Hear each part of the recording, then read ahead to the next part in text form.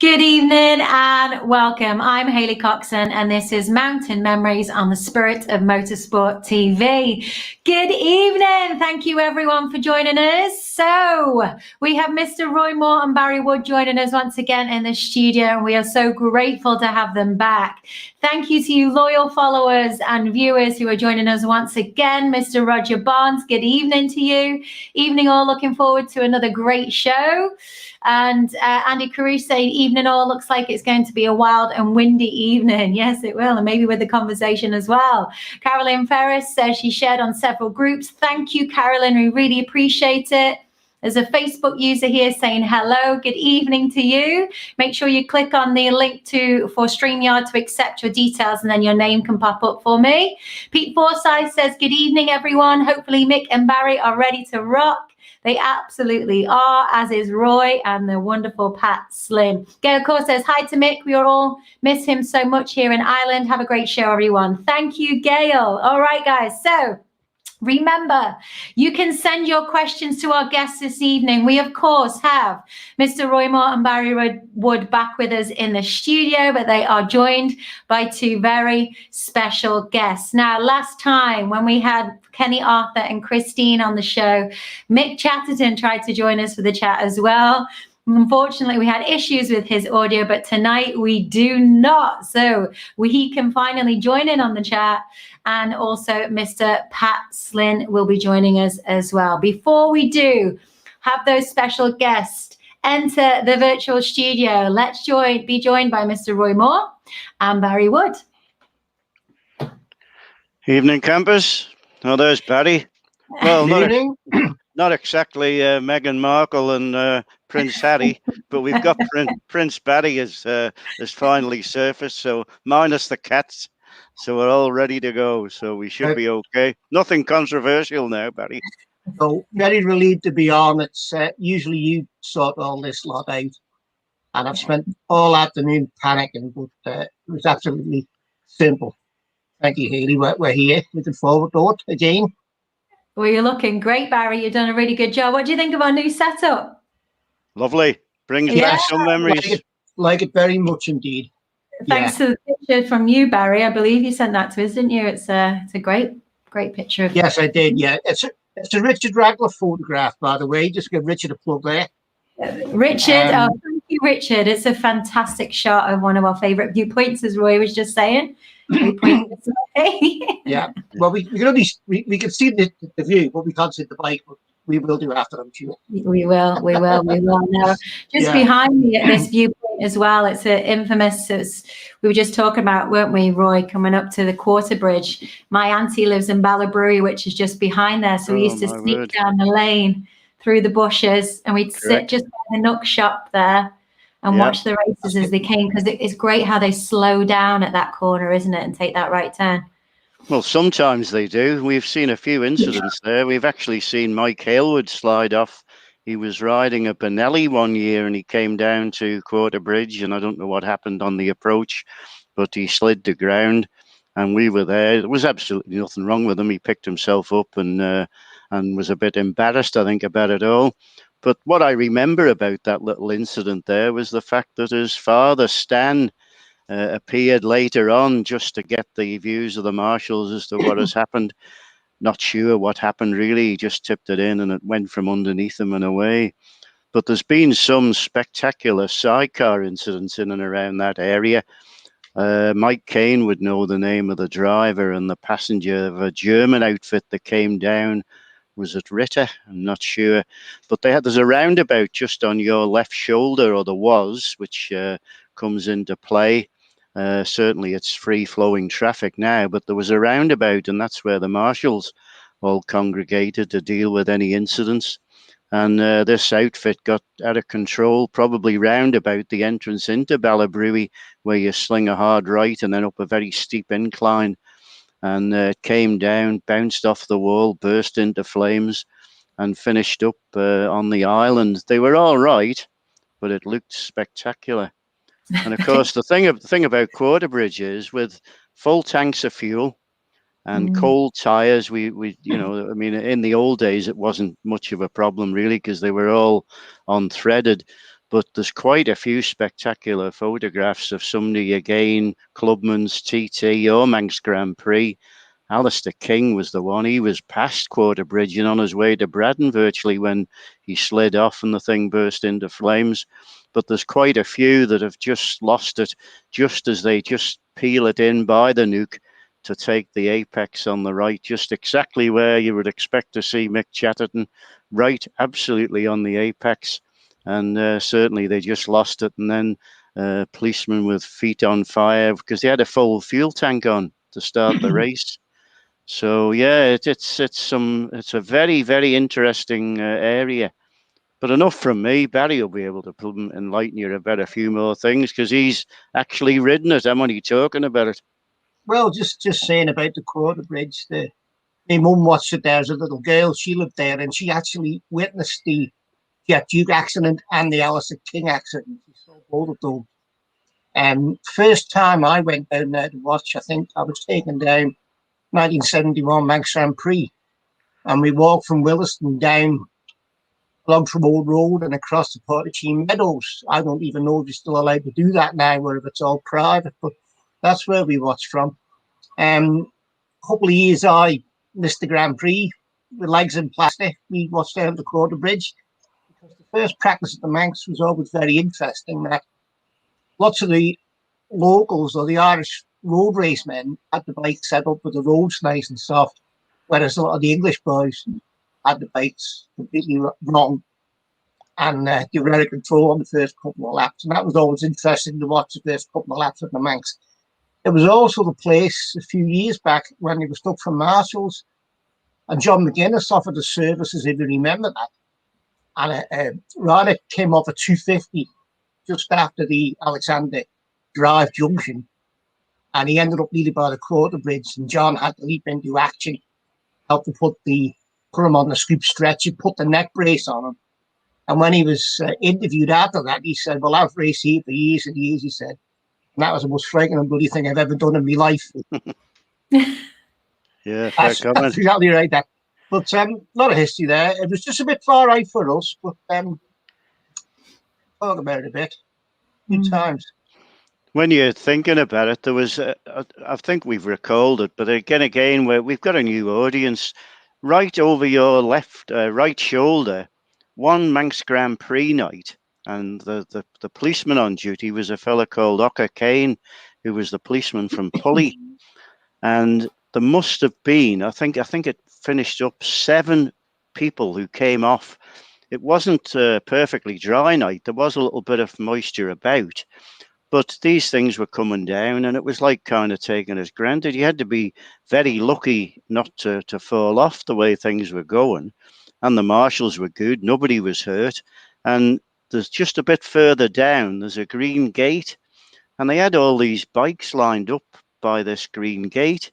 And of course, it caused great concern up at the grandstand as to why it was happening. And they came down and had a look and did everything. And what it was, the GPO or Manx Telecom or the Manx, telephones at the time had done a repair on the road. And whereas when you do chippings, they're all sharp edge chippings with plenty of grip on them, like coming over the mountain and stuff like that. For whatever reason, the repair that had been done with rounded gravel. And of course, as soon as the tires hit that and a little bit of dampness on it, they were down. As I say, there was not much injury, and certainly wasn't any injury, and a few scrapes on the bikes. And again, they were unfaired, so you could have done a bit of damage to them. But that's one thing, just sitting here looking at you, Hailey, and thinking about that. I was there that night, and they were just picking them up. And it was actually Ocker Kane who explained the situation to me. They came the next day, dug the round of gravel out, put the sharp stuff in, and it wasn't a problem after that. So a couple of things there too. That corner there cost Ian Hutchinson £10,000. He was heading for the overall win of the week and came down, was well ahead of everybody. Somebody dropped a bit of oil, he hit it, and away we went. Alan Kipper-Killip, the travelling marshal on the Honda 6, will never, ever forget Quarterbridge when he slid the ground. And of course, you mentioned John McGuinness before. he fell off the pattern in 2019. I think it was, Barry, was it? Slid the ground on a Around, and I practice remember night. that. Yes, Yeah, yes, he yeah. did. Yeah, yeah. So a very Brilliant. interesting place, but made a lot better by looking at you through it, Hailey. Ah, thank you. That's a That's the great man shot. himself.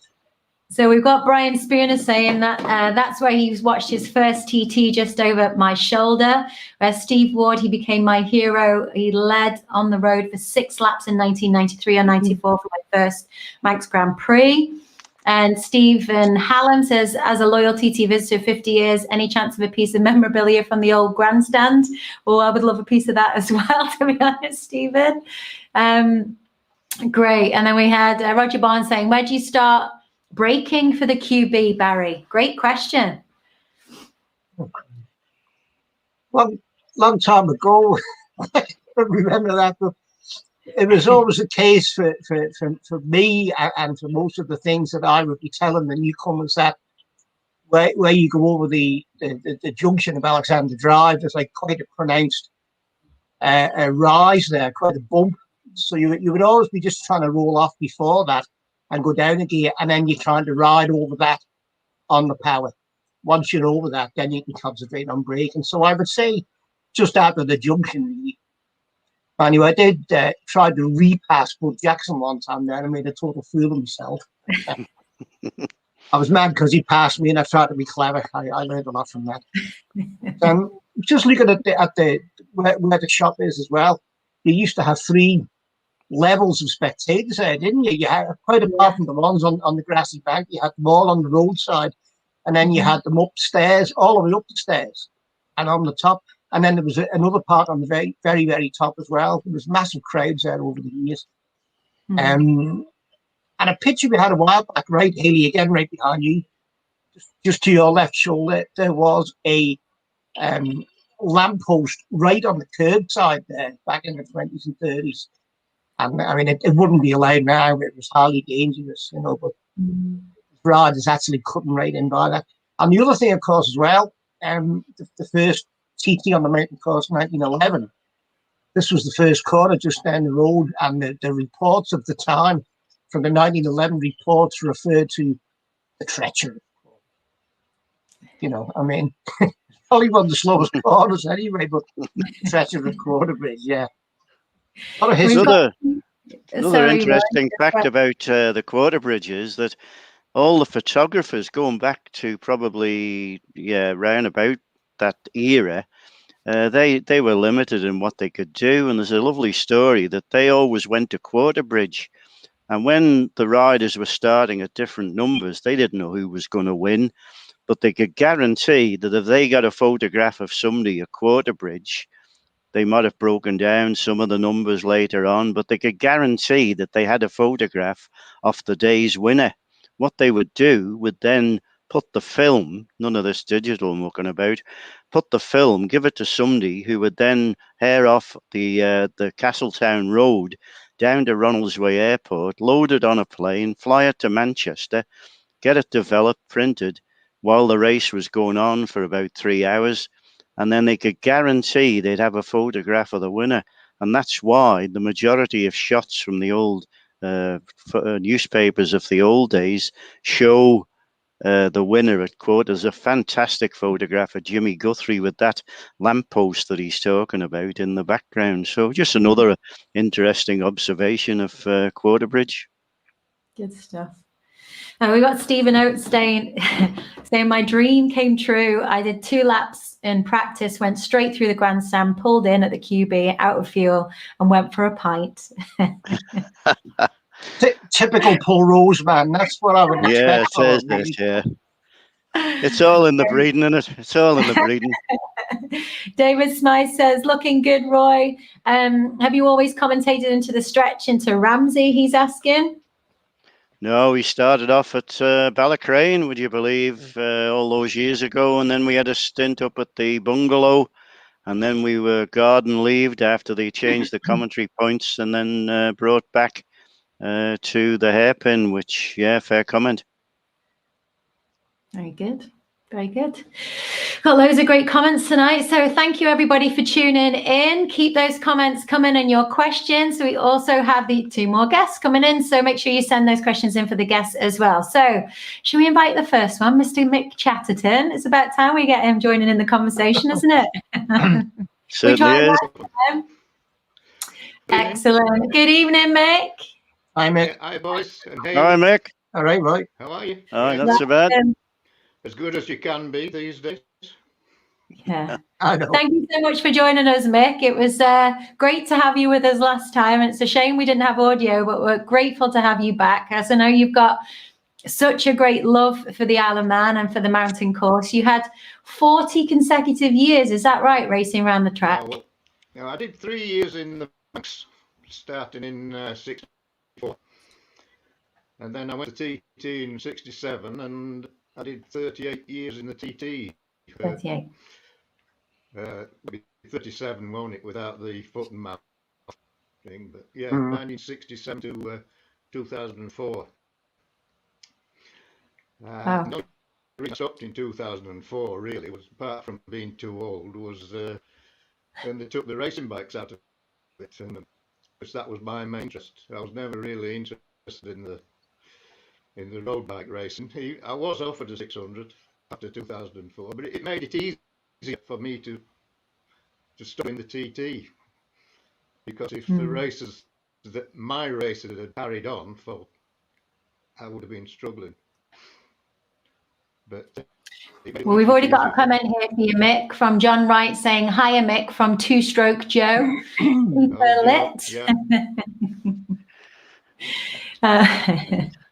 Keep those questions coming in, guys. We're going to leave the boys to have a chat and a catch-up, sharing their mountain memories, and I'll drop in with your questions. It's nice to hear you, Mick. Anyway, it must have been very frustrating last time. You probably had so much you wanted to contribute, but you couldn't. Well, it was. But I was a bit feeling guilty of, delaying the program for one thing. And I mean, once Kenny got started, I was quite pleased, because I'm sure it went down very well, and Kenny could fill the hour anyway. But please Well, on again, yeah. Yeah, but the thing is, anybody who races and starts yapping has no problem filling in an hour generally. Once you get going. Sad news today, Mick, about the Southern 100 being called off. Has it been officially announced? Yeah. Officially announced about an hour and a half, 2 hours ago, that the meeting of the directors, and due to our situation at the moment, which is quite serious, they just, I think it was kind of taken as read that it wouldn't be, but it's now officially confirmed. Yeah, well, they couldn't run it without opening the borders, could they? No, that's a fact, isn't it? So, I mean, that would determine it. When your man today, in his speech, said that wouldn't happen until late September, I think that it was obvious that did it. Southern had to go. You did the Southern as well, though, didn't you? Many times down at the Southern. The Southern was my first road race, 1962, probably before. Well, no, you were here then, Roy, but I don't know about anybody else. No, well, I managed to do a couple in the 50s as well. Again, simply because we were taken down. I wouldn't have reckoned. Well, Bob McIntyre was about in the early 60s, and John Hartle brought the Honda. What year were you racing, Mick? No, 60. My first one was 1962. I think that was the year John Hartle came down with the Honda, wasn't it? Or 61, maybe. Yeah, I think it was 61. I did it 62 to 70. Because it was getting more difficult when I was doing the TT all the time to get back to the 3 weeks later. Yeah. Even though I did miss it badly. When I finished riding in the 2004, I did come back to the Southern and did a few years on the 125, You never lose it. I loved riding on the Southern 100 circuit, even though I know it's very fantastic to ride around. There was I said the first year I went with me 250 Mackie. I thought it was fantastic. The weather was beautiful, I think, that year. And I tell you, I was saying, what's the little right hand kink after Church Bends? Great Meadow. Great Meadow. Great Meadow. That house there on the left, I was staying there. Oh my word! I forget the name of the lady that was in there. A lovely lady she was. Yeah, me and my mate Stan Wright, who was mine. Pardon? In Great Meadow itself, Mick, or the other side? No, the house on the left, Barry. The one on the rise going down to Kerr Stadium. You've got Court Farm, haven't you? And then there's one now that they call Grey Wall, but it wasn't necessarily always called that. How we came to be staying there, I can't remember, but it was very good. It was great. I absolutely loved it, and absolutely that was road racing. That was my first road race and the start of it. We've got a couple of questions and comments here for you, Mick. We've got David Smythe saying the legend, Mick Chatterton. I remember his 250cc World Championship of 69. We've also got a non-motorsport related question for you from Paul Aggie Arthur saying, hey, Mick, do you think the mighty Barnsley can go up to the Premiership this year? Well, I'm not a football fan, but I have heard that they're finding it difficult to lose, which is different. It's usually the other way around with Barnsley. I did used to go when I was a kid. When I was 13 or 14, I used to go, but motorbike racing soon took over from that, and I don't have much for it to Where did it all start for you, Mick? Where did it all start for you? I can tell you exactly. It started on Good Friday, 1947. Oh my word! Were any of you here then? I know you weren't. Yes, I was here. I was about a month and a half old. Right. Well, my dad, he hadn't long been home from the RAF, actually, where he'd been all through the war. And like all dads, he'd take me to the football match, he'd take me to the cricket match, the boxing match, the horse racing, without getting any much reaction. And just by chance, he decided to take me to the Speedway. Now, Speedway at that time, there was a track in every town in the country. It was going so well, just after the war and that. And he took me, it was Wumwell, which is a place next door to Barnsley. And he took me to that Speedway, and I can still remember some things that happened that night. It made such an impression on me. In fact, without being dramatic, it set the pattern for the rest of my life. My word. National Speedway in 1947. I was completely obsessed with motorbike and motorbike racing. Whenever I went to town with my mother, we couldn't go up past a bookshop without looking in to see if there were any motorbike racing books and all that. And I finished up reading more about it and finding out that there was more motorbike racing than speedway racing. Eventually got to be reading about the TT, and then got to be listening to Graham Walker commentating on it on the radio. And I was just completely obsessed, and I've been like that ever since. And that was solely because of that night at the Speedway. Nice story, that, Barry.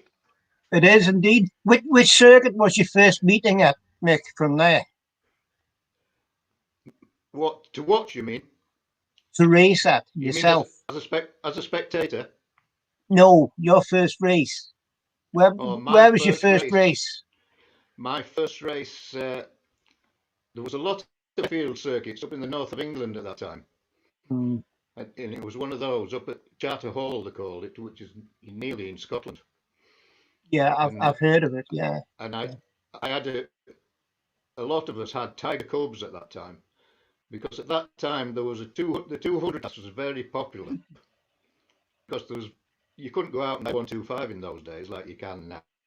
Now it's difficult now, and the 200 class was really popular, and we used to run them on dope, which was allowed, and they were good. You could get different camshafts and pistons and stuff like that for them, and there's some great racing. In fact, Joey started on the Tiger Cub. Ray McCulloch started on Tiger Cub. Yeah, yeah. And then after the airfield circuits, I went to Aintree Club Circuit and enjoyed that. And at the Cub, that would be 60 and 61. And then for 1962, I bought a new Air Mackie from Peter Paget. We'd seen the Air Mackies. I'd seen Alan Shepherd on one at Scarborough in 1961. I think that was the first one that came into the country. I think Bill Webster brought it in. And that was the first 250 racing bike you could go out and buy. Everybody wanted them. Yeah. And a lot of people got at that time, they were very, very fragile. You know, I believe so. I've read lots about them. Very, very fragile and breaking conrods. And in fact, some people tried to sue the company, but nothing came of it. Yeah. But yeah, I started on the Cub and then went to the Air Mackie and gradually worked my way up to doing all the usual circuits in Britain, in Cardwell, Oak Park, Snetterton, Brands Hatch, all that lot. So I was going to say to you that Southern 100 1969, that was a British Championship round that year. Was it? Yeah, you're meant to say yes, Barry. I remember that. I think Derek won it. Were you not second in that? Were you not second in that race? I was saying I've been third, but I won't like to put. Could have been a third, but it was a one-off. There was points. It was a British Championship race, so you had quite a few different names there that year, which you probably wouldn't have got if there hadn't been points up for grabs. No. You don't. No, I bet they got a bit of a shock when they saw the circuit. I would imagine that they would have done, yes. But at least with that circuit, apart from the road service and where the grandstand is situated, it's exactly the same as it was in 1955, isn't it? Nothing has changed, thankfully. Let's hope it stays that way. Apart from the surface, like you said, that it was so bumpy going down from what's the first corner? That's Vallecane. Yes, yeah. From there down to Iron Gate, it was unbelievably bumpy. Well, even looking at the old photographs, very, very rough surface back in those days. Even in my time, and I'm only a very young man, there have been big changes. The likes of the Black Hole area, the Balown Dip, that changed about 20 years ago from what it used to be. But the actual circuit itself, thankfully, is the real thing. We've never been pressurized to introduce chicanes and that kind of thing around there. Oh no, don't do those. No, it's fantastic. It's absolutely fantastic. It's great club as well, Mick. Yeah, brilliant. You know, they've got it. Everybody knows about it. You know, if they say you live in the holding area at 3, that's the time you go. Absolutely, it is. Absolutely. Yeah.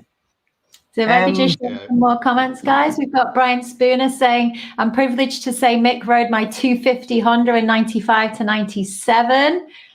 John Wright saying that's a lovely 2-stroke racing supporters club award in the background. Nice one, Mick. I put it especially Joe. I knew you'd be watching. Derek Booth is saying hello as well. He said that you recommended he tune into the show for support. And Norman Wood says he watched you race many times in Scarborough in the 60s and onwards. John Koshirsky had a question for you, Mick. So we know that you enjoy still going to the road racing when it's on with Christine and Kenny Arthur. Do you have your eyes on any new riders? Are you a fan of any of the new riders coming through? Yeah, well, there's been a lot of new riders in the TT this year, hasn't in recent years, hasn't there? I'm speaking. I mean, a few years ago, people saying, "Nah, it's only the old boys that do the TT," but we've got a lot of lads up there now at the front, McLean and people like him. They're going to be wanting to take over once the racing starts again. I don't see a lot of the race, apart from the start and finish, because I'm heavily involved with the TT Riders Association, so that keeps me up there. But I'm pleased to see the way, like David Todd, he's another one. He's another young lad that's right up at the front, and I think it's good for the future of the team to see these lads. Great. Lovely. We've got lots of great comments here. Keep them coming in, everyone. Thanks so much for getting involved in the conversation. Nigel Cumdrade says, hey, gents. Ian Commode says, Mick raced at Skerries many time. Myself, Barry, would meet up later in the evening with Mick for catching up. And Kate Maguire says, keep her lit, Mick, from all the Kuhanis in Fermanagh. Yeah, Am I saying that right? Okay, I give it a go. Paul Maguire, that is. Fantastic. Great. All right, boys. So we have one picture. It's the picture that's actually behind me to share of Mick. So Barry shared this. If I move out the way, actually, it's stunning, isn't it? So tell us a bit about this shot, Mick. I know Barry sent it in. Yeah. I've not seen that. I've never seen that before, actually. But No, you won't. Look at the helmet that I'm using. I would say that's 1971. I'm sure Richard said it was 76 Classic, but it was the Open Classic. No, I never read. Were you not? That's a twin shot too, Mick, isn't it? 39, yeah. I'm going on the helmet because by 76 I'd gone on to the full face helmet by then. Richard's But pretty good. He doesn't make any mistakes. But 1971 was when I finished 5th in the junior race. Yeah. And I was thinking of that, actually, looking at that photograph. 71 was... No, Richard took it himself. We struggled to get any photographs of you. We thought you would have had some. But I had to contact Richard, and he supplied this one. So I have, actually. I'm not that adept at sending photographs over the... No, join the club, Mick. You've probably got more idea than me on these matters. Same as you. We managed it the other day for the first time. I think it's pretty simple when you do know, but if you don't know, well, you can get a little bit lost on it. Yeah, I hear people talking about scanners and all this sort of thing, you know, and yeah. I'm not, fantastic picture. Love it. So we've got Martin Harlan saying, what's your favourite national road race in Ireland, Mick? Tandragee, Northern Ireland, yeah. It's the greatest circuit, like national circuit. It would be the hardest one to learn, Mick, though, do you think? Yeah, it's got a bit of everything. You there, Barry? Yeah. Did you ride there? I done it 3 times, but I wouldn't say I was ever any good there because I was always learning it. And then the 3rd time I did it, I went through the hedge on the first lap of practice, and that was the end of that. It's best not to do that, isn't it? Yes, but I enjoyed it now, especially the back bit, the jumps was quite amazing. You know, yeah, it's one of those. It's when you look at those. You're looking forward to getting to certain sections of the circuit because it's so good. You know, you've got like natural sections and jumps and flat out sections. And what year would be the first year you raced in an Irish road race, Mick, and which one would that have been? Well, the Ulster would have been the first. Ulster and the Northwest, both the same. I think it was 68. And I went to both of them ever since, sort of thing. But my first national road race was Carrador. And I think that was 81. It was an awkward one it was right after the Manx Grand Prix, that Mick. I was given the TZ 350, which was owned by the Moira Club. And I spent a lot of time in Moira in Northern Ireland with friends, John Bell, who I've stayed with for years and years. And yeah, Carrador. And I went there the day before. Somebody lent me a bike to go there and rode around the circuit all day long. And these are the days before there was official practice. But in those days, you just used to do 2 laps. You used to have a look at the circuit, then the race started. But me going over from England, I was, obviously my name was quite well known at that time, and so they wanted me to start in the age group, with Ray McCullough and Ian McGregor and Ben Young. A group. Yeah. And I said no, I refused anyway. But it was an eye opener when I started that race. That is some circuit. But Didn't Mick Grant say when he first did the Carrador that there was the English riders were put up in the church hall? Did you read that one? There's no accommodation around there. The church hall, and he was given a bed and breakfast if he wanted it. Yeah, in 1967. Carrador, yeah. Mm-hmm. But never used to get that many English riders there. Quite a few Scottish. It was right after the Manx Grand Prix, so anybody who was here for 2 weeks for the Manx found it very difficult to get there straight away afterwards. You had to get back to work generally. Yeah, that's right. It was always the week after the Manx, wasn't it? Yeah, yeah. But that was my first national meeting, yeah. And then I started doing them all, and became a Yorkshire Irishman, actually. Well, you still are. Yeah, I still am. You're an Island more than Yorkshire. They accepted me, and it was great. I became one of them, and an Irishman. I mean, not one of them, but. Mick, we've had John Kashirski from America commenting saying, as an American road race fan, thank you for your time here on this program. It's such an honor to listen to you. He's an avid fan and follower of the show and supporter. So, boys, we've got another great guest as well to join us. Mick, it's great to have you with us, and we're going to have another gent join you as well. The questions go on and on, Mick, so we will come back to you as well, share a couple more questions at the end if that's okay. And we're going to invite the great Mr. Pat Slinn into the studio as well. Hello. Here he is. Hello, good Pat. evening. Hi, Roy. Hi, Barry. Hi, Mick. How you doing? How you doing? Fine, thank you. Very good.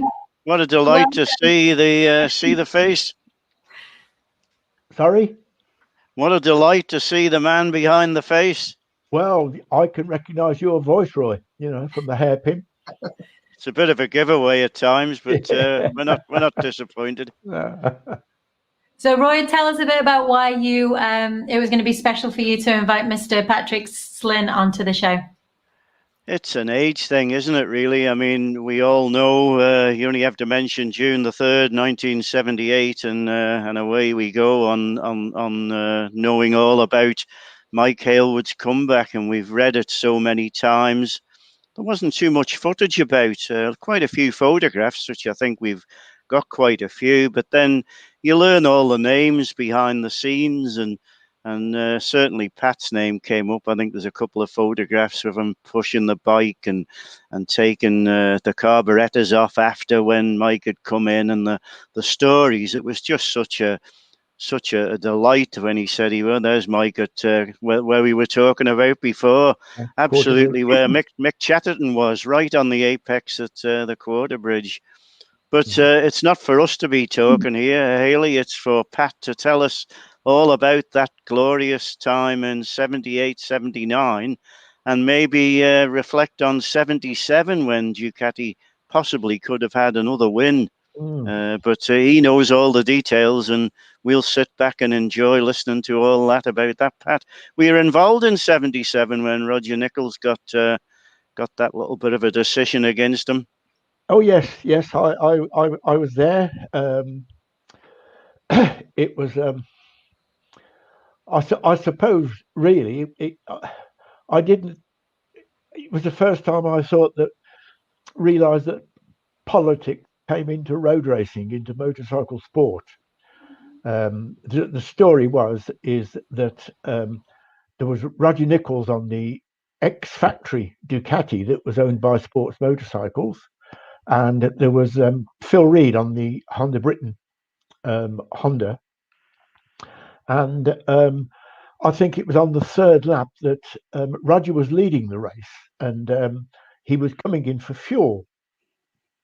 Now the weather turned absolutely awful. It was bucking it down. You must have remembered that, Roy and Barry. How bad the weather was. Yes, I was at Yeah. bed set. I remember it well. Yeah, and we brought Roger in for fuel, and Reedy was going to come in perhaps a few minutes later, and all of a sudden we heard shouting to the Honda pit, wave him through, wave him through, wave him through. But what had happened after Roger had refueled and got going, the FIM and the ACU decided to have a meeting, and to cut the race short, somebody from Honda or somebody from the ACU told Honda that the race was being cut short, to wave Reedy through. There was no need to refuel him, and that's what happened. I think that everybody denied it. They just said it was, that's how it happened. But that is what actually happened that year. And I think after 77, everybody was determined that in 1978, that was going to be it. We were going to win it. It was a long time before Mike Hailwood was associated with the Ducati. But do you want me to talk about 78?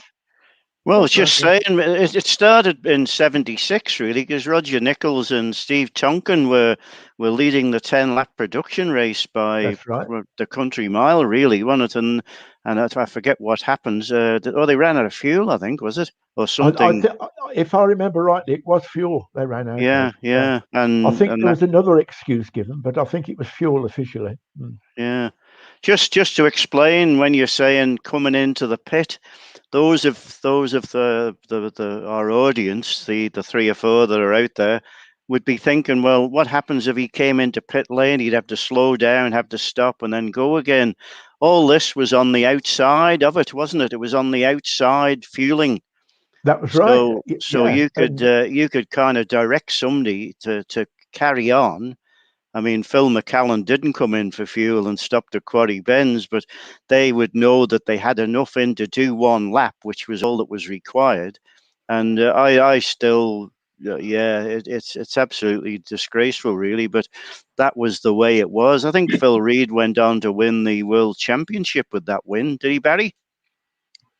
He was Formula One World Champion that year. Yeah. But it was the early days of the Formula One anyway. Wasn't it? Yeah. You know. I think in the Isle of Man, it was you won the Formula One race in the Isle of Man, and you were world champion. World champion. That's how it started out. Yeah. But how did you get involved? How did you get involved in 78? Obviously, 77 you were there, and 78. It's well documented that it was a shaking of hands and a miserly sum of money that Hailwood wanted. But it must be a delight for you to be able to sit back and talk about having met the great man and worked for him. And there you are, pushing it across the old Parc Ferme. Yeah, absolutely. So that would be 79, that one, though, Pat. 79. When he ran at number 14. And there's another one. Which one was that now? Well, that's Tony Rutter's involvement, I think, when you got involved with him. 1981, that one. Yeah. Oh, terrific. Yeah, but I first met Mike in the 60s. I went to Mallory Park, and I was walking around the paddock as you usually do, with a helmet and a bag with your signage in it, and I came across this gentleman, and he was attacking the rear tire of a bike with a great big surf arm.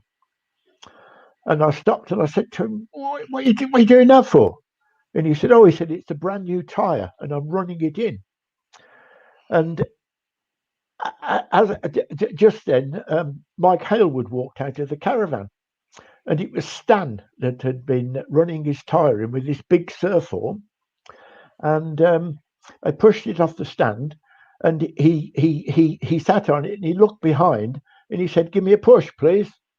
So I pushed him, and he started. I think it was a Honda 4. It wasn't the 6, it was the 4. And Stan said, "You can put your helmet and you put your bag here under the awning." And I left it there, and I thought, "Cool, I'm a team member. This is it, absolutely." But it was the day, I think, when Mike won everything, as he used to on those Hondas. And I used to see him on and off at race meetings. And then I bumped into him again in 70, oh, goodness me. I think he meant 70 something. And he was at the Triumph factory at Meriden. This is when I worked at BSA. And I happened to go over to Meriden. And Mike was at Meriden, and he'd been there discussing or negotiating the ride on the BSA 3 at Daytona. And I bumped into him there, and we had a good chinwag, and I think we went into the canteen and had a cup of coffee. And then it was in 77 at Silverstone for the British Grand Prix. I was with Steve Wynn from Sports Motorcycles and one or two more of us. And Mike was there, and there happened to be a Ducati in the garage. And he slung his leg over it and sat on it and said, "Cool." He said, I love these old-fashioned bikes," or something like that. "I'd love another go sometime," or something about, "How about the TT next year?" Now, the other guy that was with him was a fellow called Ted McCauley. I don't know whether you remember Ted. He was the sports editor of the Daily Mirror, and he was Mike's mechanic, Mike's manager. And a few days later, we had a call. I was working for Coburn and Hughes then, who were the Ducati importers in the UK. And we had a call off Ted McCauley wanting to know if we could inform Ducati that Mike could possibly be interested in racing in the Formula One TT in 1978. And that's where it all started, where Ducati were informed. They weren't particularly interested at that time. This was probably September 77. They weren't particularly interested in that time, but the guy who's spoken to was a fellow called Valentini, who was the export sales director, and he said he would put it to their directors. And Franco came back within a day or so and said, "Yep, the directors are all for it. We'll build Mike a bike." And Ducati at that time were racing a new V-twin in endurance racing and some Italian rounds. And this was the bike they were going to build. This type of bike they were going to build for Mike for 78. And this is what, again, I visited Ducati on a number of occasions at the end of 77 and all through 78, and I watched Mike's bike being built, basically. Like, the bike was built in the factory, and there was a fellow called Giuliano Pedriti who built Mike's engines. And I watched one of Mike's engines being power tested, and it was doing about 85, 86 brake horsepower. And they said a little bit more development and we'll be around about 90 horsepower. Basically, that's what happens. The bikes were sent to the UK, we had a test session at Alton Park, and then we had a test session at Donington Park, and then we went to the Isle of Man. And on Mike's first night of practice, unfortunately, the Lucas Rita ignition system packed up a few miles down the road, but we managed to get the bike back, and the Lucas technical fella, he changed the ignition unit, and Mike went off. And he only managed one lap on the Ducati that night. It was a Saturday night, I think. And he came in, and he was pleased with the bike. There wasn't too much of a problem with it at all, perhaps just a little bit of tweak here and there. But he was very pleased with the bike. And he turned around and he said to a group of us, "I haven't forgotten one bump." And that was, I think it was 11 years he hadn't raced there. And of course, during the week, the practice during the week, he went faster and faster and faster. And on the long Thursday afternoon practice, which was the long one, right, in those days? Yeah, it would be. Yeah, they had a Thursday afternoon. Yeah. Mike actually went out and he broke the lap record. on his second lap. Franco Fani, who was the one of the Italian engineers that was sent to the factory to prepare Mike's bike for the race, he was on the wall with his stopwatch, and he thought his stopwatch had broken. He couldn't believe that Mike had gone so quick. Mike was very, very modest at the end of that practice session and said, "Oh, I wasn't really trying, I don't think. Are you sure? Are you sure?" And we assured him that he'd well, unofficially broken the lap record, because you can't break the lap record in practice. And that is what happened. The bike was the race engine was put into the bike on the Thursday evening. And on Thursday evening, one of the guys from Sports Motorcycles, a guy called John Sear, he pulled the short straw, and he rode the bike out of the Douglas Bay Hotel car park towards Laxey for about 2 miles to make sure that the gearbox was working and it was revving and everything was okay, because they just installed the engine into it. The Friday night, he did a very slowish lap because he was running in tyres and brake pads and possibly a chain. And of course, that brought to the Saturday. Now, what I will always remember is that the majority of journalists, if you like, in those days, were saying, "Oh, it's a publicity stunt. Reed is going to run it. The Ducati, no, the multi-cylinders are going to do this. There's no way that that Mike's going to win this. He might be on the rostrum. Yeah, let's see." But as the race went on about the 4th or 5th lap, some of the journalists started to wander around the press office, which was in those days on the road. The pits were separated by a chestnut fence, if I remember rightly. Yeah.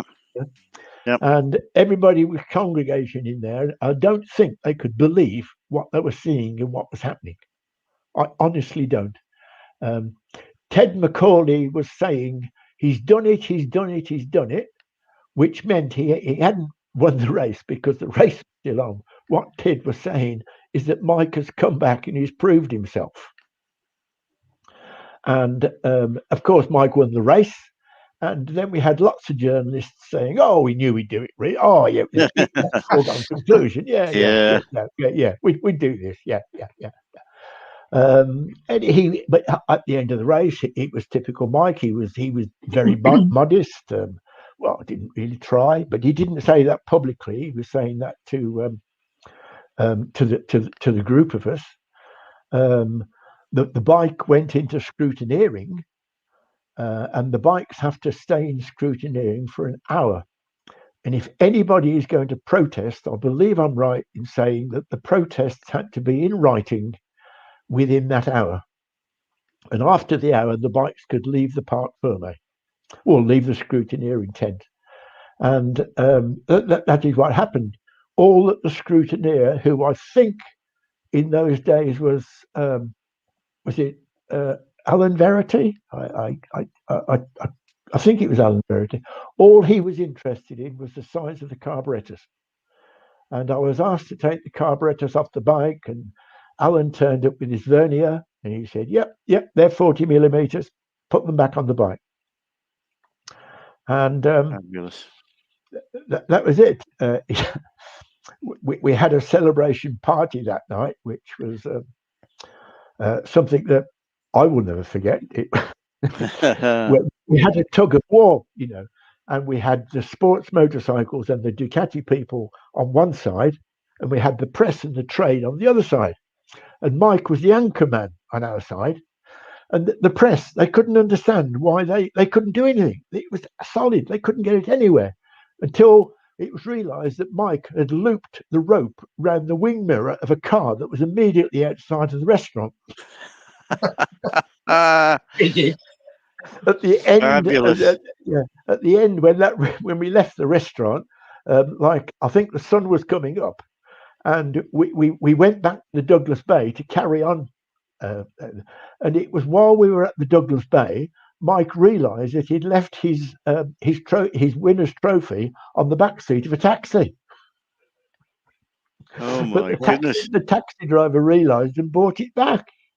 But I never heard that one before. yeah, he No, left it on the back fabulous. seat of a taxi. Yeah. And to be part of it was absolutely wonderful. The following year, I'd joined Sports Motorcycles then as the general manager and the race team manager. And we Mike said that he would ride the Ducati again in the Formula One race, and he would think about racing a classic Ducati in the Schweppes Classic. I think it was in those days. Was it Schweppes that had the classic in those days? There was Schweppes for the time, yeah. Yeah, but the bike looked very nice, but unfortunately during practice there was Mike had a lot of problems with the steering and the handling of it, which nobody could really understand why. I can remember that Mike was saying that he was having to turn it off as he went over St Ninian's Crossroads because it was wobbling so badly.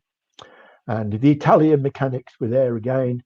And I think we tried everything you can possibly think of to make it handle and make it steer, and it made no difference at all. On the Wednesday night, it was decided that we would ring up Coburn and Hughes in Luton, who were the Ducati importers, who had in their showroom Roger Nichols' 1978 Formula One bike, which was identical to Mike's. And we asked them whether they would send the bike across because we needed the frame and the bits and pieces to put the 1979 engine in because the bike wouldn't handle. I think the bike left Luton at 7 o'clock of the morning, and we had it at 4 o'clock that afternoon. We worked all night, and we put the new engine in it, the 79 engine. The suspension units, the forks were completely stripped and they were checked. We managed to organise, I can't remember the guy's name now, maybe Barry or Roy will remember, the guy that used to be there with his pickup, with his estate car, with all the air-equipped stainless steel lines and unions. And anyway, we managed to get him in. This was probably 2 o'clock in the morning or something like this, to make oil lines and unions and connect the brakes and the oil cooler up. Dunlop's, we'd already told Dunlop's, and Dunlop had put the tyres on the wheels. We'd got all that sorted out. And the garage we were using was the old generator house just up at the bank from the Palace Hotel. Do you remember it? It is now Douglas Boxing Club, I think. Yeah, up by the Castle Mona. That was it. Yeah. And we pushed the bike out and we fired it up at about 4:30 on the Friday morning. What the people in the houses and the guest houses and the hotels saw, I just don't know. The bike was taken straight up there for Friday morning early practice, where Mike went out on it. He came back and he said, the handling is 100% better. It's absolutely wonderful. However, the engine needs looking at. It's not as fast as the 1978 engine. Of course, there was nothing we could do about it because the race was on the Saturday afternoon. And Mike went out. He raced it. I think at the last lap, he was up to third place. But unfortunately, as he approached, I think it was Signpost Corner, he felt something on his leg and he looked down, and the battery tray on the 1978 frame had fractured, and the battery was hanging by its two leads. So he pulled into the side, and in Mike's words, he said he didn't really know what to do, which I don't believe, because lots of people used to say that Mike wasn't very good with technical things and bits and pieces. But the only way I look at it is that you don't win 12 TTs and loads of world championships if you don't know how to set a bike up and you don't know what you're doing. So he did know what he was doing, really, but he had a lot of advice. He had a lot of advice from a policeman, and the policeman and the marshal there, that they were very astute, and they told people not to touch it at all. Just you can tell Mike what to do, but don't touch anything. So Mike he wound the wire around one of the terminals, and he stuffed the battery back into the bike somehow, and he rode on to finish, and he finished 5th.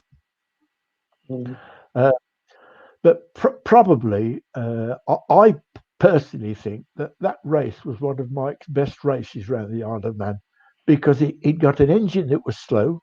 He'd got a bike that didn't exist 24 hours before. We'd built it overnight from a 1978 frame. And he went out, and he would have finished 3rd on it if the battery hadn't fallen off, but he finished 5th.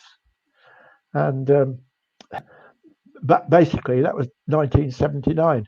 The classic bike, he didn't race it. He obviously raced the RG Suzuki, but at the test in April that we went to in Italy at Misano, Mike came with me in the car. We drove down to Misano in the car.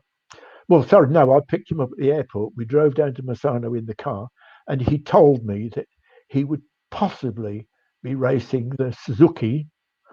They were still in negotiations, but Mike had said that he would practice on the Ducati. He did practice on the Ducati. He did 1 lap on the Ducati, just to keep his word, because he told us he would.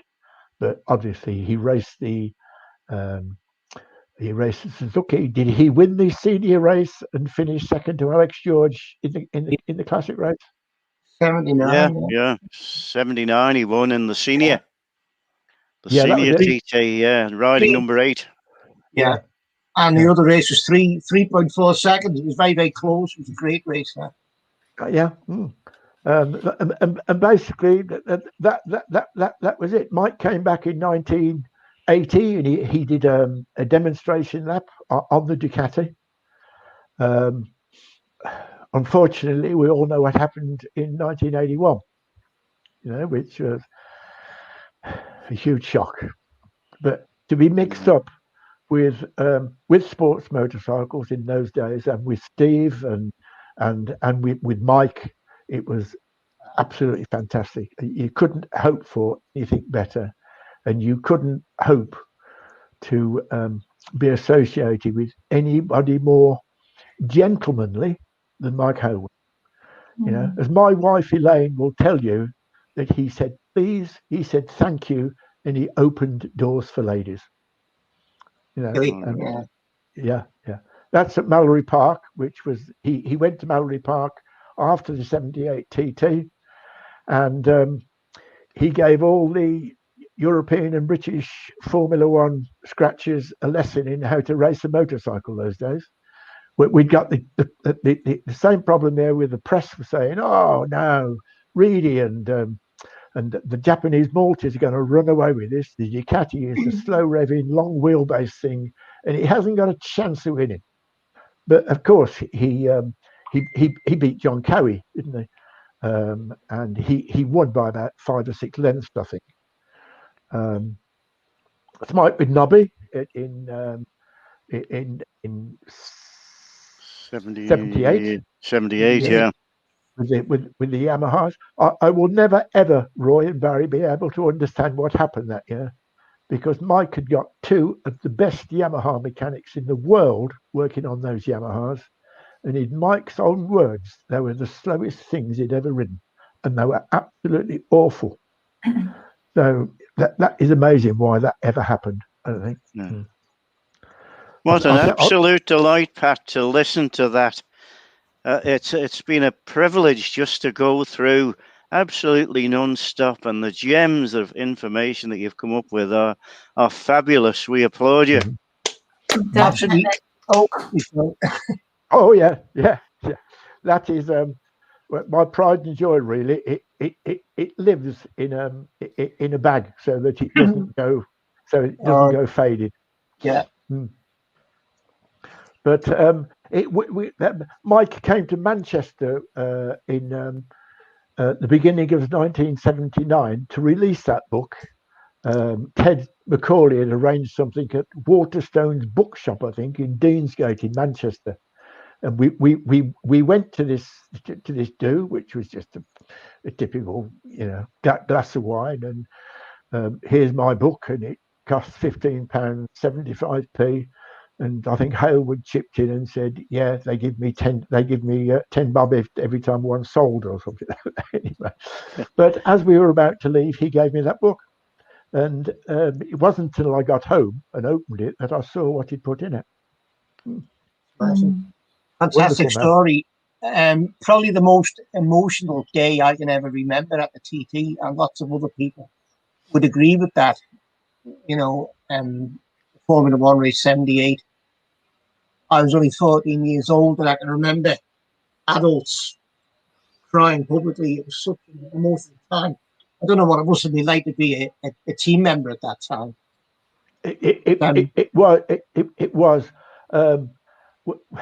We had mature gentlemen, coming up to us and saying, "Thanks very much. It's absolutely wonderful. The only reason I've come here is to see Mike Hailwood.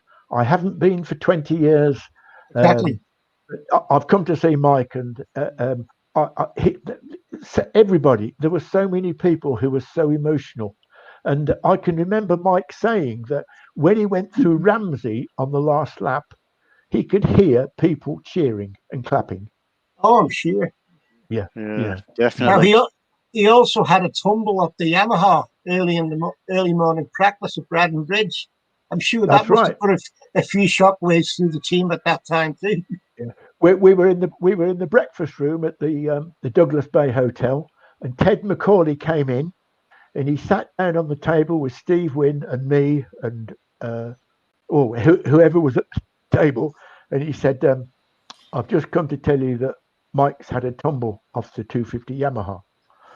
And I think everybody put the knives and forks down and looked at him and said, "But he's perfectly okay. He hasn't got a bruise. He hasn't got a scratch at all." Oh my goodness. But I think he lost the front end. I think that was cold tyres. Probably was. It was early morning practice. Yeah. I think it was cold tyres. I had been up watching that practice, and then you always got home across the field and you put the practice report on the radio. Right. And it said on the news that Meg Hailwood had a tumble, and of course there was, no, but he was fine. But Ted Macaulay, anxious moments. Ted Macaulay, he enjoyed telling us that. I'm sure he did.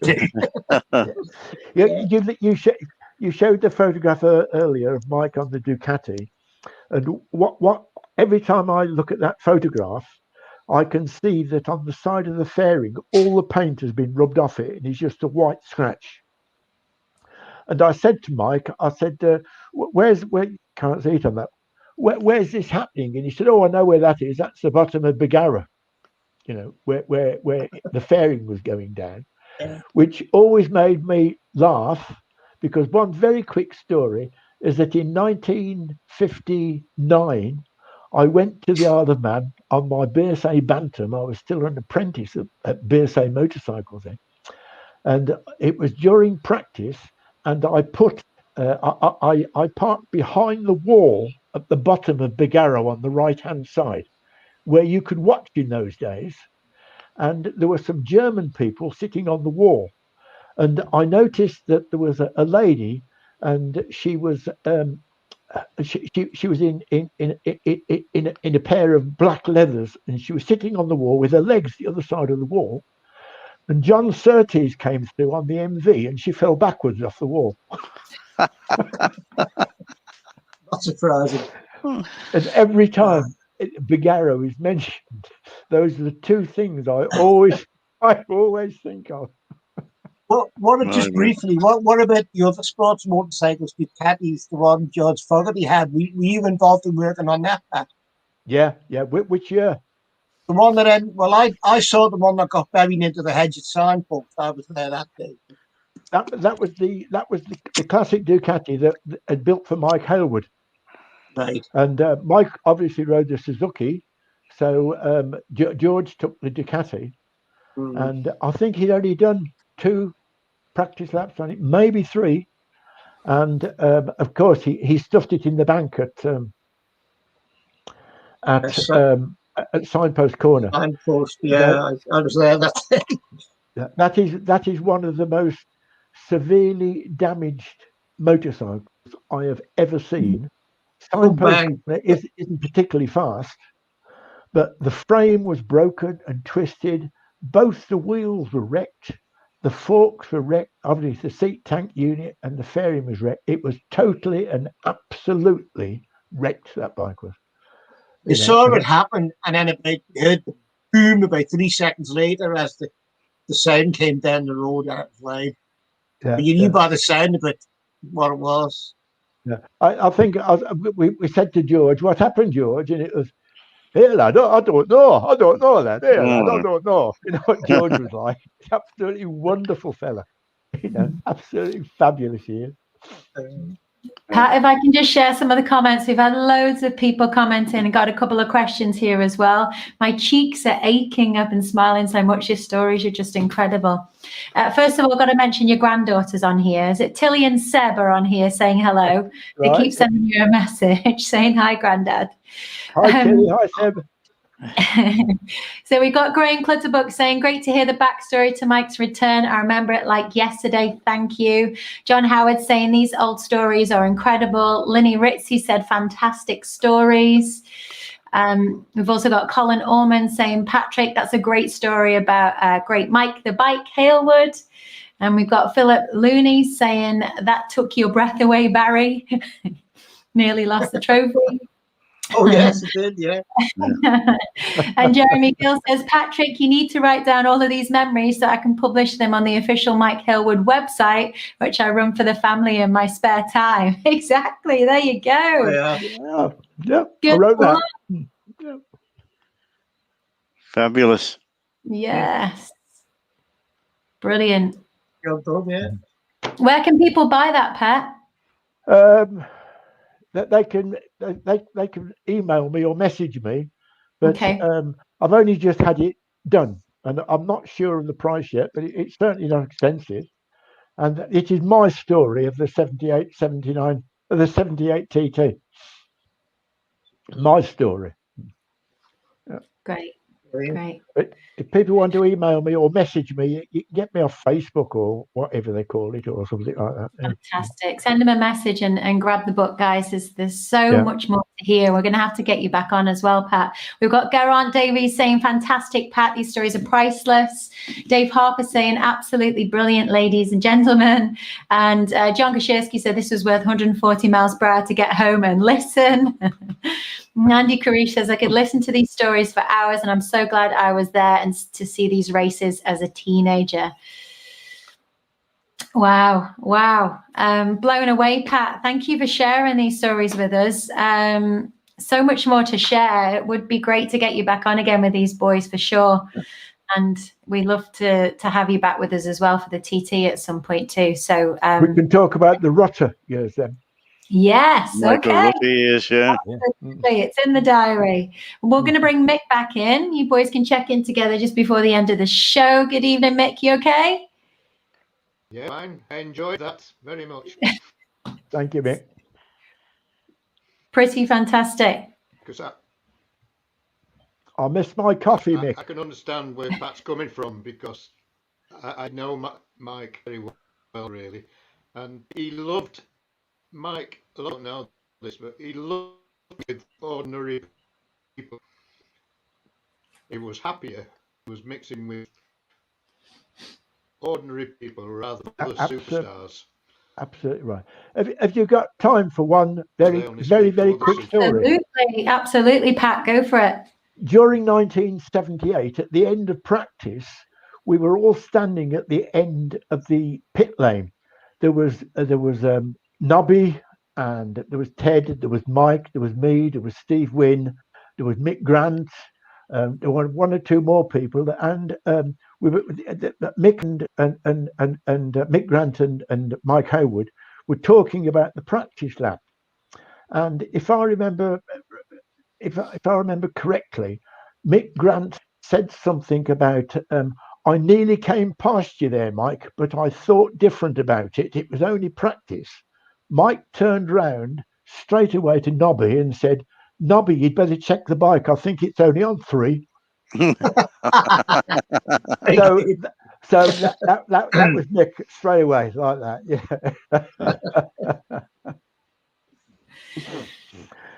Yeah. Wonderful days. They really were. Great. Well, we've got Andy Cruz saying how wonderful. So glad you put in the time to print it as well, Pat. So yeah, everybody, make sure that if you'd like a copy of Pat's version of the story and experience of those years, those really entertaining and wonderful years, please do message him, get in touch with him, and you can get a copy of that book. Yeah, guys. So, boys, do you have any more questions for Mick or Pat before we sadly close off the show? I could stay here for hours listening to these stories.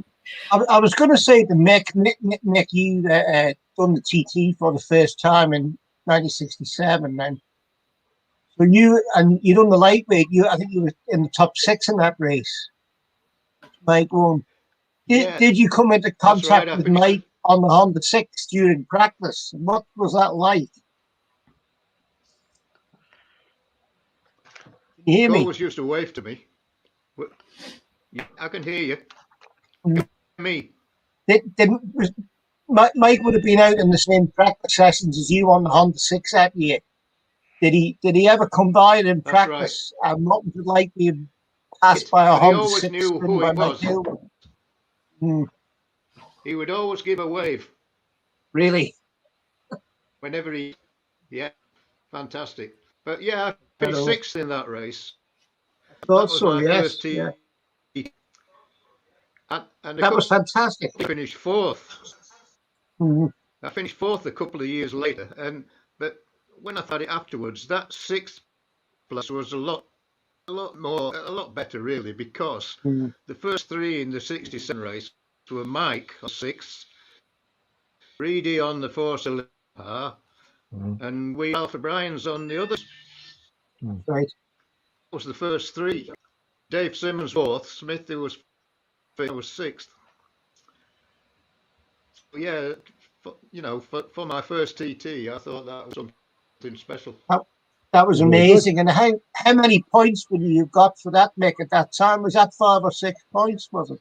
World Championship points? Yeah, I don't know what the actual figure was, but I mean, talking about points, 15, 12, 10, 8, 6, 5, I think. Yeah. I finished in the junior race in 1971 when Tony Jeffries won it. Aggo stopped in Parliament Square. I still remember it up in Parliament Square and thinking, well, that's another place higher. And that was a great race. The year before with Paget, I'd been at the W with Paget's 1970. And that's probably the disappointment of my life. I was in 4th position at the start lap of the 250 at Assen. A good 4th, and I'm suddenly running out of gears. A circlip had broken. Right. 2 or 3 gears, so I finished at 11th actually. And I was never accepted for the 10. Really? Even though the following year I'd got World Championship points from the T. So, and the rule, anybody with World Champions must be accepted World Championship event. The Dutch, they were alone to themselves at that time. Even the ACU couldn't do anything about it. So I never got to ride there again.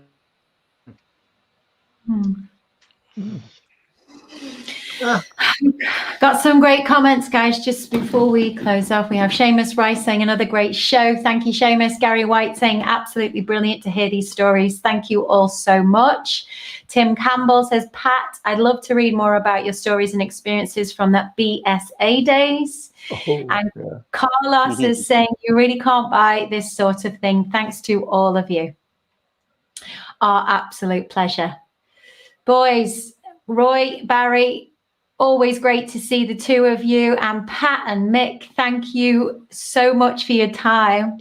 It's emotional hearing your stories. It means so much to us for you coming on here and sharing them with us. So thank you for sharing your mountain memories and beyond. We look forward to seeing you on here again soon.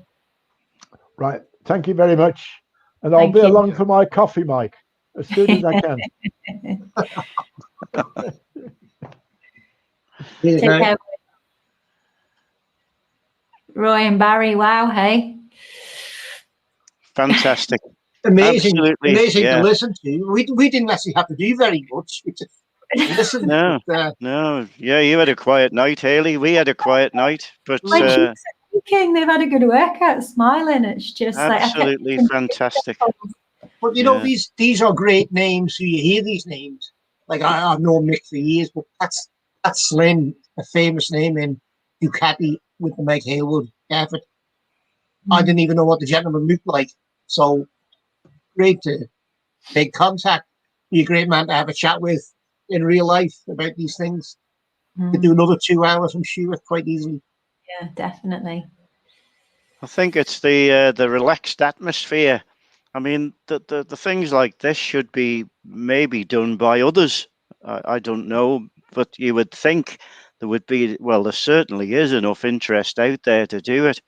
But I think they're all apprehensive about coming on. But certainly the last two with Kenny Arthur and Mick now and Pat, we're not doing much, but at the same time, that's the way it should be. We're not there to interview them. They're here to tell their story. And we listen, and to listen to what we've listened to tonight is just an absolute privilege. There's stuff there that you could use if you could get the opportunity, but maybe 2022 is going to be the next TT, and any time that you could put it out there. But certainly, it's an absolute delight, Barry, to have been involved in tonight's production, isn't it? It absolutely was, you know, and even everybody who's watching and sending in messages would never be in a situation where they would come into contact with these people. You know, they may see Mick Chatterton, have seen Mick racing past, or they've heard of Pat Slinn. They never come into contact with them. And all of a sudden they have this situation where you can sit at home and listen in to the truth from the real people. Yeah. I've said this all the time. Everybody involved in road racing are real people. There's no egos or anything like that for the road. Real people. And great to be part of it. Is it? Just to clear it up, Barry, it wasn't your taxi, was it, that Mike left his replica in? I was still on my push bike racing around Wilson with my Jack Finley number on me pin to be back in those days. So, no. I'd quite like to find it in the back of my taxi. That would be interesting. It would be great to find the cab driver, though, wouldn't it? Who he left it in. Well, that would be. That's a mission. That may not be beyond the realms of possibility if I ask the right people.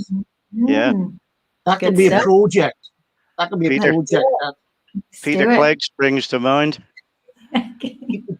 I'll ask Simon Cowan, might know that story. You know, Simon would be another one that would be Michael on there. Quayle. Michael Quayle was Danny Shimon's old hitman in 1972. You know, there's a lot of them boys who got stories. Well, sorry, Hailey. The mission is on. Leave it with me, yes. Okay. It might be again. Really great to see you. 2 weeks' time, then we're back again. Fantastic. If you say so, we're quite happy to do it if we get somebody to listen to us. Other people that we'll think about between now and then. Or again, to the worldwide public that we're going to, who do they want to hear? Who's got a story? Martin Bullock suggested, recommended to try and get him in. Yeah, Martin's got stories of Grand Prix. His list is endless.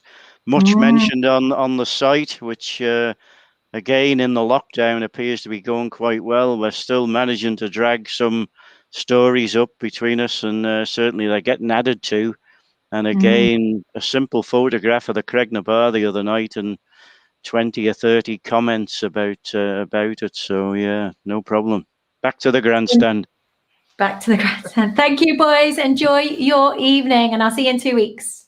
Thanks very much, Hailey. Thank you, folks. Peace. So thank you everybody for tuning in this evening. Remember, if you haven't already, make sure you join Roy and Barry's Facebook page, which is Roy Moore and Barry Wood Mountain Memories. They share some amazing pictures on there daily and the stories to go with as well. Thanks all of you for your comments. Grant Hollis, thanks for the thumbs up. Philip Helms, priceless, many thanks. Chris Moffat says, we'll be listening. The Mountain Memories are just fantastic. Great production. Thank you so much. Thank you, everybody. Now, remember though, this is not the first episode. We've got many more prior to this. So if you head onto the playlist for Mountain Memories, you will find previous episodes in there. So you catch up, catch the replays. If you know any friends that really would enjoy tonight's show, any of the previous shows, please tag them in, share them with them. Make sure you subscribe to the YouTube channel so you can stay up to date of any lives that are coming up and any new content that's getting released. Thank you for joining us. I'm Hailey Coxon. This is Mountain Memories on the Spirit of Motorsport TV.